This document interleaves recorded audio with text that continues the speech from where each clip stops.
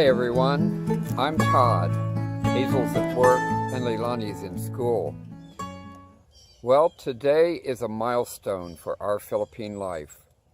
We now have over 300 subscribers, which is quite an accomplishment for a little channel like ours. Our goal is 1,000 subscribers, and now we're well on our way. And so I want to give a special thank you and shout out to all of our subscribers, but especially those who have joined us within the past week or two or three. Specifically, Vera Svetlova, who has her own channel, Ernie's Oleta Paloma, Pinay living in South Texas, Creative Design, who has their own website, Robert Will, John Bishop, Leon Taggart, Guthrie Life, who has his own channel, and Tanawin Philippine Adventure, who has their own YouTube channel. Please check them out, and thank you very much for subscribing. We really appreciate each and every one of you. Today's video is going to be a bit different from our others. This past weekend we went to visit my father, who is 89 and a half years old. And as you may remember from our previous videos, I had mentioned that he was in the Philippines during World War II. And my uncle was also there. He was a pilot who was shot down and killed fighting the Japanese. My father was with the Navy Seabees on the island of Samar, and he helped build the airport there on Samar. And so we were there visiting, and I decided to break out the video camera because he was reminiscing about the war in the Philippines and what he remembers about that. And I thought that would be interesting and valuable to record that and keep that for posterity. No one remembers that the way he does from his own personal experience. You really had to be there in order to see and hear and smell what the war was like. And he was there as a young man. And so let's take a moment and listen to him as he relates his experiences in the Philippines during World War II.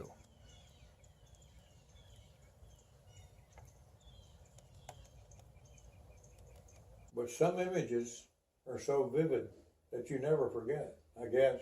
I never forgot. What images do you remember from your time in the Philippines during the war? Oh,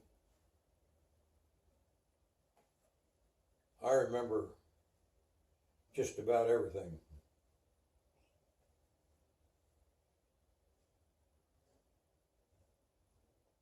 It was interesting. I got an old army blanket out there on the chair where I sleep. And they said, I used to sleep under one of those in Iraq and Afghanistan. Well, in the Philippines, in the jungle, we slept on an army cot, not a bed, bunk or anything, and we slept on top of it because it was too hot to wrap up in it. And we slept fully dressed because, except for shoes, because there was no lights, no electricity, and no flashlights allowed, hardly. And so the Japanese, sometimes, this was in southern Samar, which is right next to Leyte. The Japanese would sneak in at night and cut somebody's throat or steal whatever they could, or both. And so we were ready to jump up at a moment's notice. It was very difficult to go to sleep because you were uneasy all the time. And finally you go to sleep through just pure exhaustion. And I remember a lot of other things too, but so anyway, I drove a dump truck. The cab had a canvas top, which was sometimes put down, so you could drive it in the open air. And I remember working on the rock crusher. Yeah. A forklift? Hmm. Were you on a forklift also? Uh-huh. Or a bulldozer or No. forklift? I didn't have a bulldozer. I had a shovel with a long handle. There was a lot of them. You told me once about you were driving some kind of a vehicle and the Japanese were shooting at you from the bushes. What kind of a vehicle was that? Well, I drove a weapons carrier for the time. That had 6 gears forward because it carried a heavy load. And you start out in a very low gear, and to get it moving down the road, you had a heavy load. You just keep shifting gears until you got up to the top gear, and then it would only go about 15 miles an hour. But it would haul the load. Yeah, I remember that. And I drove Jeeps several times. I had occasion. I love Jeeps. I hope I could get one someday. Well, if you get one 70 years old, it'll be pretty old. Well, not one of those. The modern Jeeps are nothing like the old Jeeps. Yeah. Nothing like them. I've driven a Jeep, tried to get through a puddle, a mud puddle, and it just kept sinking. Oh, no. And so everybody else that was in the Jeep got out and lifted the thing up and pushed it out of the mud hole. Yeah, I remember that. Yeah. And you used to get a ration of cigarettes, and yeah, we had a ration of beer and a ration of cigarettes. We had a ration of 2 cartons of cigarettes a week. Oh my gosh. And you smoked 1 carton, and the other carton you used to pay for your laundry. Oh. Who did the laundry? Filipino woman. Down in a mud hole. Oh, my. They do it in the river. In the river? Yeah. Well, they still do it They that do way it in in the some river. places. They go like this, by Yeah, hand. that's the way they did it. Yeah. And a couple of Filipino old men standing around guard so we didn't take advantage of the women. Oh. Good. Chaperones. Chaperones. And what else? But there was no modesty there. I mean, the first day that I had the opportunity to take a shower, I was standing there in my birthday suit, pulling the string. The water was in a tank up above, and it came down on me. And a voice behind me said, "Do your laundry, Joe?" So I turned my head around as far as I could.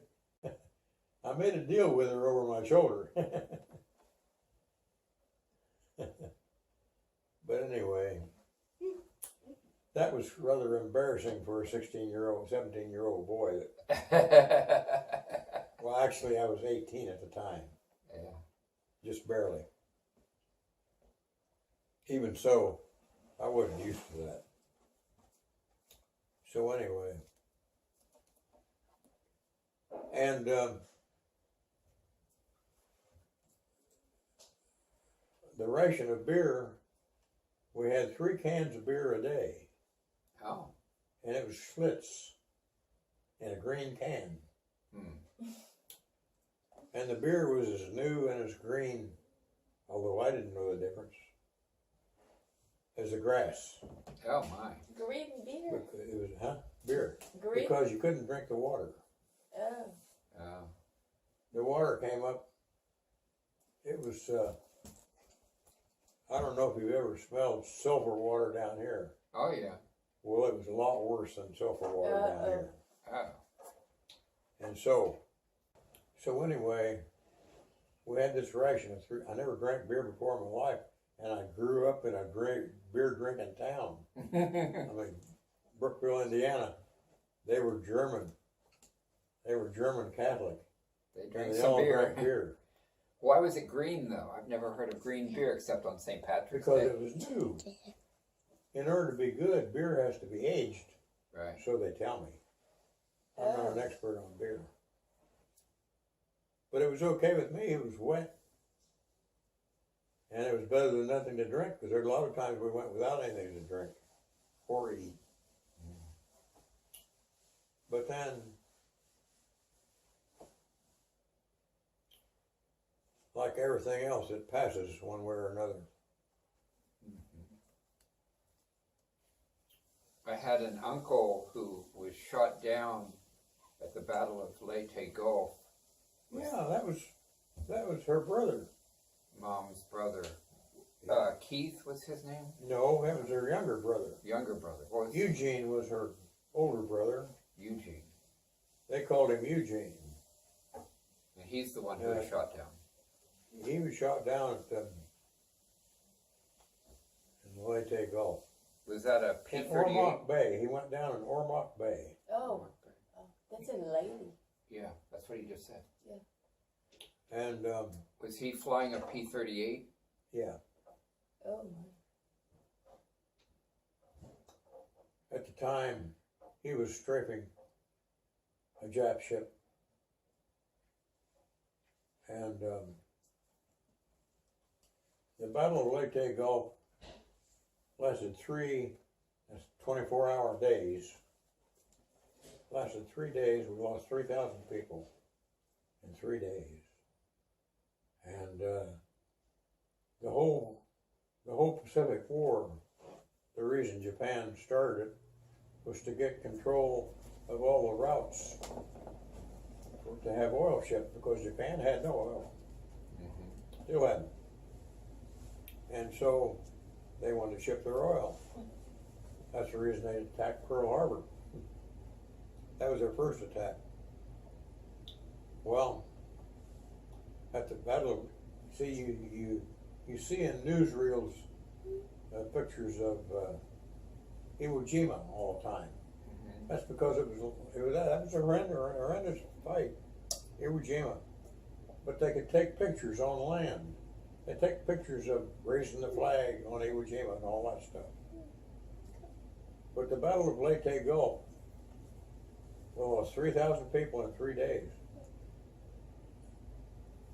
They sunk all of our ships.